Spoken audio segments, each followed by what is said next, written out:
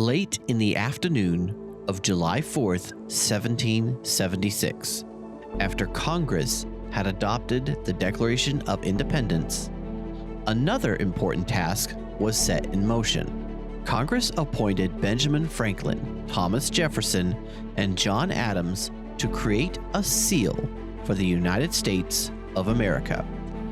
It was a small detail in a day of great events, but it was not a small assignment. If America was now an independent nation, she needed an official symbol of sovereignty, something that could authenticate treaties, commissions, and national acts. She needed a visible signature the world would recognize. In a sense, this was the ultimate logo design challenge, creating a single symbol that could communicate the identity and ideas of an entirely new nation. Not just for the moment, but for generations to come, a symbol that would express the principles behind the revolution, the nature of the Union, and the identity of a new republic entering the world stage. This was the challenge before America's founders, and it would take 6 years to complete.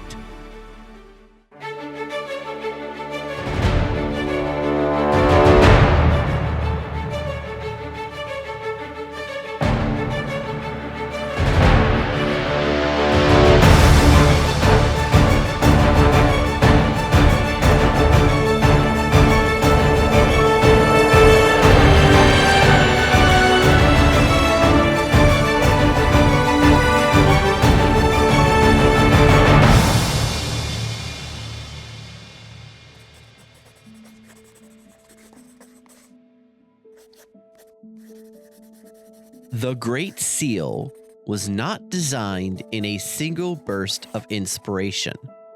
Over the course of the Revolution, 3 different committees submitted designs. None were accepted. Again and again, Congress considered ideals, weighed symbols, and set them aside. That long process tells us something important. The Great Seal was not treated as mere decoration. It mattered because it would represent the nation itself.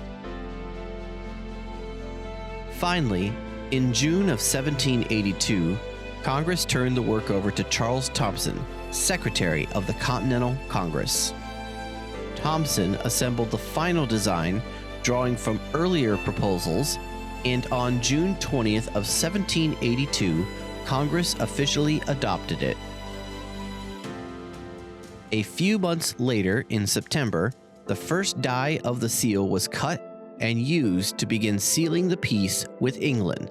First used on a document authorizing General George Washington to negotiate a prisoner of war exchange with the British. From the beginning, the Great Seal was tied not only to America's identity, but to America's word, the symbol by which the new republic would bind itself before other nations. The man most responsible for the final form of the Great Seal is not one of the most famous founders today, but he was one of the most important. Charles Thomson served as Secretary of the Continental Congress for its entire 15-year existence. That meant he stood at the center of the revolutionary government through the years of debate, war, uncertainty, and independence. He kept the records, handled official business, and became one of the most trusted men in public life. His reputation for honesty was so strong that when reports appeared under his name, people were known to say, "Here comes the truth." John Adams called him the life and soul of liberty in Philadelphia. John Jay said that no man was more perfectly acquainted with the rise, conduct, and conclusion of the American Revolution. George Washington praised his patriotism and his service to the Union. Thomson was also a serious scholar, deeply learned in Latin and Greek, a fitting man to help shape the permanent language and symbolism of a new nation. And that matters because Charles Thomson did not just help finalize the design, he also left behind the official explanation of what its symbols meant. At the center of the Great Seal's front side, the obverse, stands an American eagle. On its breast is a shield made up of 13 vertical stripes beneath a solid band across the top. Charles Thomson explained that the stripes represented the several states joined into one solid compact. The top section, called the chief, represented Congress, which united the whole. In other words, the states were many, but they were not meant to remain scattered or disconnected. Their strength was found in union.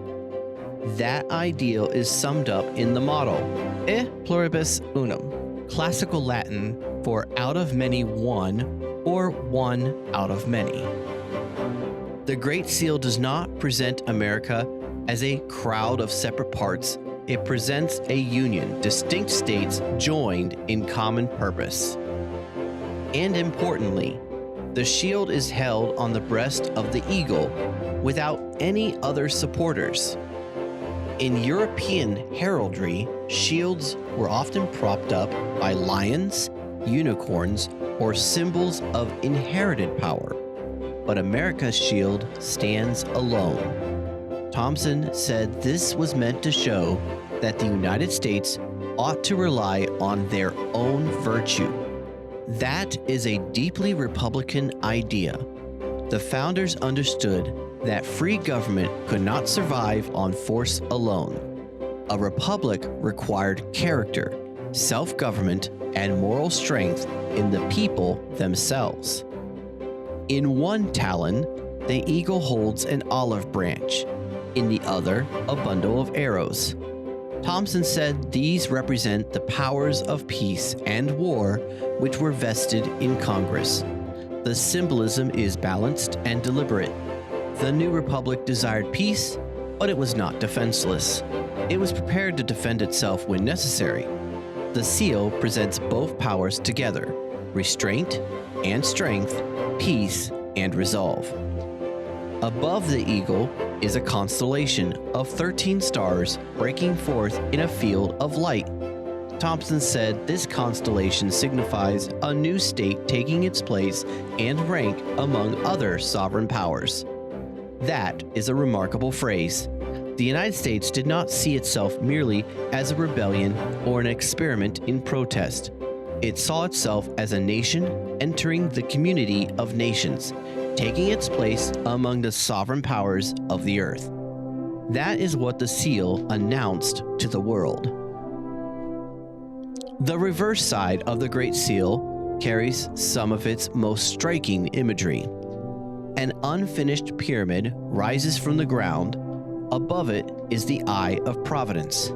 Around it are two Latin mottos, Anuit Coeptis and Novus Ordo Seclorum. Charles Thomson explained the meaning plainly. The pyramid signifies strength and duration. It is unfinished, suggesting something still in the process of being built. The American Republic had been founded, but its work was not complete. Its future still had to be secured across generations. Above it, the I am motto, Anuit Coeptis, classical Latin for he favors our undertakings. Thomson said this was meant to show the many single interpositions of Providence in favor of the American cause. The founders believed that the struggle for independence had unfolded under divine providence, that God had, in their view, favored and sustained the American undertaking. At the base of the pyramid is the date 1776 in Roman numerals, and beneath it are the words Novus Ordo Seclorum, classical Latin for New Order of the Ages. Thomson explained that this meant the beginning of the new American era, commencing the date of independence. That phrase matters because it shows how the founding generation understood what had happened in 1776. They believed a new era had begun, not just a change in rulers and not simply a colonial dispute, but the birth of something genuinely new in history. The Great Seal is easy to overlook because it has become so familiar. Most Americans have seen parts of it many times on official documents, monuments, passports, and currency, but familiarity can make meaning invisible. The founders did not choose these symbols casually. Together, these symbols tell us how the founding generation understood the nation they were forming. For nearly 2.5 centuries, the Great Seal has stood as the official mark of the United States, the symbol by which the nation certifies its word before the world. It is more than an emblem. It is the founding message of America cast into symbols. When the founders set out to create the seal of the United States, they were doing more than designing a national logo. They were asking a deeper question. What kind of a nation is this? Their answer was not given only in speeches and declaration. It was also given in images. Out of many one, strength joined to endurance, peace joined to resolve, liberty joined to virtue, and above all, a nation beginning its course under the watch of Providence. That is the message of the Great Seal of the United States. And perhaps the reason it still speaks today is because the question it raises has never gone away. Who holds us together? What sustains a free people? And what kind of a nation are we trying to preserve? This is part of the story of America's 250 years. Like, follow, and subscribe to the National Character Association on YouTube, and watch our many historical videos about the causes of the American Revolution, the principles, the values behind the freedoms that we enjoy today.